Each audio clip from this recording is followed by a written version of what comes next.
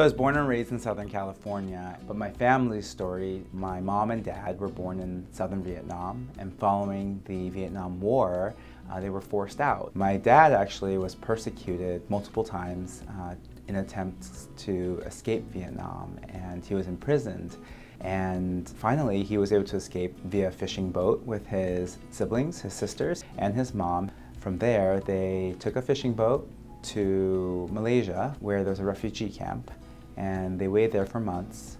Following that, they were sponsored to the United States, where they ended up in Huntington Beach in Southern California. My mom has a similar story. She fled Vietnam around 1979 as well, ended up in Malaysia, and when she arrived in the United States, her family ended up in the East Palo Alto area. They met in California, and my brother was born 3 years after that, and then I was born 6 years after their arrival. It was a close, tight-knit, working-class family, but we had strong community ties. There were other Vietnamese people around. There were family, aunts and uncles, family friends, and they all supported one another, and those weekends were filled with dinners or parties. It was just a strong community, and you go to the grocery store and everyone knew each other and by name, and they saw you grow up through the years. And so my parents always ensured that we had food, that we had clothes, and that we were able to get educated. And that was what they stressed, education, so that we, my generation, could do better than theirs. And it's still the case that they're hardworking people, and they've always been that way, and they've really ingrained that in us growing up. So my parents are both from two different regions, two different states in Mexico. My dad is from Jalisco, my mom is from Nayarit. My mom's town is hosting a rodeo. My dad gets on his horse, my dad comes across my mom. So my dad would literally travel half a day to get to my mom, just to come and visit for maybe no more than 20, 30 minutes. They date for about a year. My dad decides to come over to the United States. He works in the fields in Gilroy. During that time, actually, he was sent back. He basically was caught, ICE caught him, and that's when he fell in love with my mom.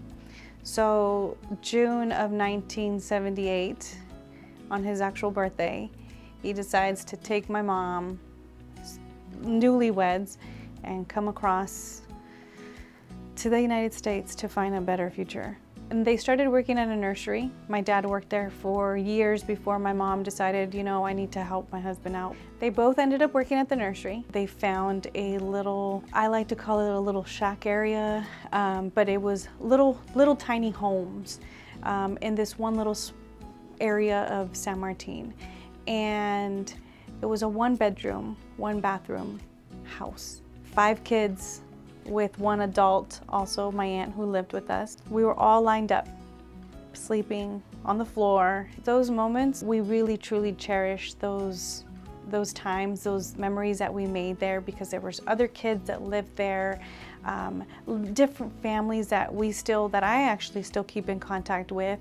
But it made everything feel so home. We spent years there until my dad could actually gather enough money to put a down payment on our house in Gilroy. It was a mansion to us, this house is huge.